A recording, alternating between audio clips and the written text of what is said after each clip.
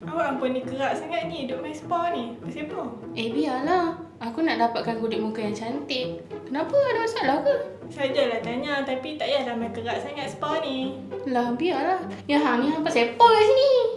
Dah. Jangan bergaduh kat sini.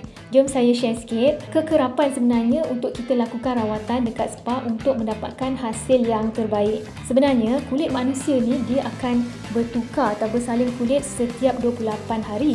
Tapi untuk orang yang mempunyai kulit bermasalah, berminyak ataupun juga yang berjerawat, kena datang ke spa sekurang-kurangnya 2 minggu sekali untuk mengawal minyak yang penyebab kepada masalah jerawat. Bagi yang mempunyai masalah kulit kering pula, kita perlu jarakkan 4 ke 6 minggu untuk mengelakkan kulit ni jadi terlalu kering dan akan menyebabkan iritasi. Untuk kulit yang normal ataupun mempunyai kulit kombinasi, cukup sekadar 3 ke 4 minggu kita datang ke spa untuk mendapatkan rawatan. Sebabnya macam saya kata tadi, kulit manusia ni akan bersalin setiap 28 ke 30 hari. Jadinya kita perlu membuang sel-sel kulit mati itu untuk menggalakkan penghasilan kulit baru yang dapat membantu mencerahkan dan mendapatkan kulit yang lebih segar.